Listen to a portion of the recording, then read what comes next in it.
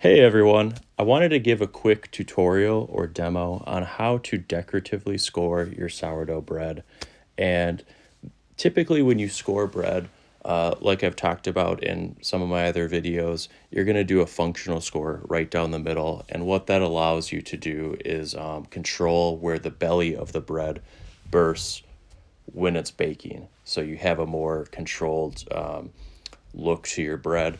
Now, what a lot of people do and what you've seen me do in some of my YouTube shorts is have a decorative design where I'm doing things like wheat stalks or full on patterns or shapes or figures. And, it's really just to make the bread more aesthetically pleasing.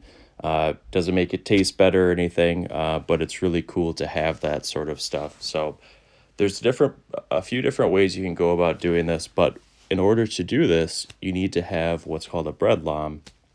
And as you can see here, I have a few on display. This one is a handheld bread lawn. This is really good for if you want to go really tight on your design, making very quick turns and cuts. This allows you to do that because it's closer to your hand. And then you have the necked bread lawns, which are this one, like the goose, and this other one here.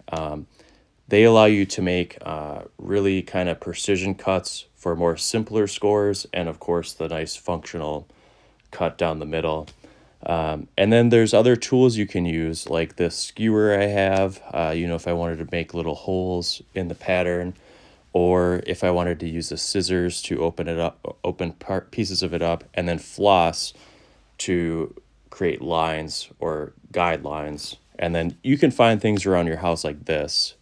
This is one of my kids' toys, and it makes a cool spiral shape once you use it. So the first thing you want to do, I'm going to demo how to do wheat stalks. And so the first thing you want to do is just make some very light slashes all in a row down the side of the bread. Now, you don't want to go too deep with this at all, just very surface level scratches, nothing like you would do with the functional score. And then on the other side, do the same thing. And the reason why you don't want to do anything more than surface level scratches with this decorative scoring is because you don't want the bread to burst in that area. And if you go too deep, it's going to burst. And by burst, I mean, it's going to expand out, and the cut that you made is going to be a lot bigger than you had hoped for, which can sometimes mess up your design. So I'm doing the same thing on the other side now, just right down the line and then right down the other side as well. And this is a very simple way to really up the aesthetics of your bread by making this wheat stock. And you can see I'm just doing a little line vertically down there as well. Now, typically with wheat stocks, you could just do a functional score right here and then put it in the oven. But one thing I wanted to touch on is that if you do a full-on pattern, if you're spending a lot of time, using all these tools to make a very intricate pattern, you're going to want to do a little trick I picked up. And that's called a 5-minute score. And what that means is before you even do the functional score, you want to completely do your pattern. So the bread will be completely filled with your pattern. And then you put that in your Dutch oven and you bake it for 5 minutes.